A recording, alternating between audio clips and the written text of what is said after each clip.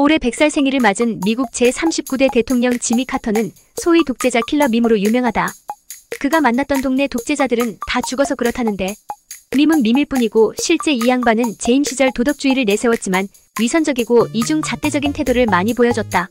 한국의 인권과 민주주의가 바로 서야 합니다. 카터는 방한 당시 국회의사당에서 있었던 연설에서 휴먼 라이트, 디마크러시 인 사우스 코리어라는 발언을 수차례 내뱉었고 바로 옆 좌석에 있던 박정희는 부들부들 떨었다. 당시 박정희가 유신독재 체제로 한국을 지배하고 있었으니 팩트 폭행을 당해도 할 말은 없긴 했는데 12.12 사태 당시만 해도 카터는 전두환을 담가버릴 기세였다. 실제 외교적으로 상당한 압박을 가했지만 정작 지미 카터는 전두환을 그냥 놔뒀고 광주항쟁 당시에도 방관한다.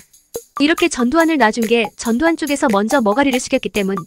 전두환은 박정희 정권에서 진행하던 핵개발과 탄도탄 개발을 취소하고 당시 반국 가사범이라는 죄목으로 체포되어 재판을 치르고 있던 김대중을 사형이 아닌 종신형으로 감형함하는 딜을 제안했다. 그리고 F-20 전투기 많이 사줄게요 라고 약속하지만 타이거 샤크가 수원에서 있었던 비행에서 꼬라박으면서 그건 없던 일이 된다. 결과적으로 카터의 도덕주의는 그 이면에 다 이 속에 있었다. 카터가 박정희를 독재자라고 비판하고 주한미군을 철수하려고 했던 까닭도 월남전 패전 이후 미국 국내에 팽배하던 반전주의 여론에 호응하려는 목적도 있었고 박정희 정부의 자주국방과 중화학산업 육성을 탐탁찮게 여긴 점도 컸다. 사실 카터가 한국에만 그런 건 아니고 당시 친미 성향이던 독재국가들은 다 갈구고 다녔다. 특히 남미 국가들, 니카라과의 소모사나 칠레 피노체트, 아르헨티나의 호르에 비델라 등등. 카터는 이들에 대해 인권 침해를 이유로 군사 지원이나 차관을 끊었다.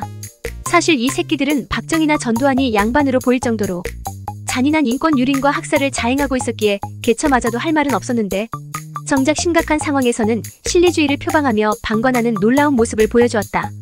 이 실리주의는 소련의 꼬붕 공산권 독재 정권들과 상대할 때는 아주 각원을 보여주었는데 당시 루마니아 독재자 차우세스쿠는 김일성 오마주한다고 환장했던 놈이었다.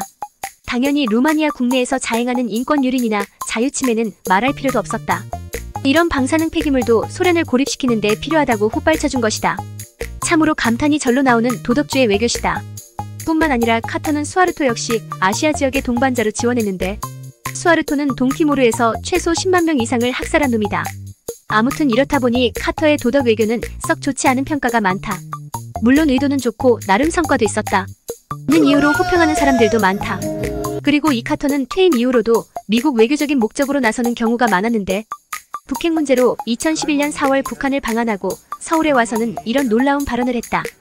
북한에 인권 문제가 존재하지만 우리가 간섭할 문제는 아니라고 봐.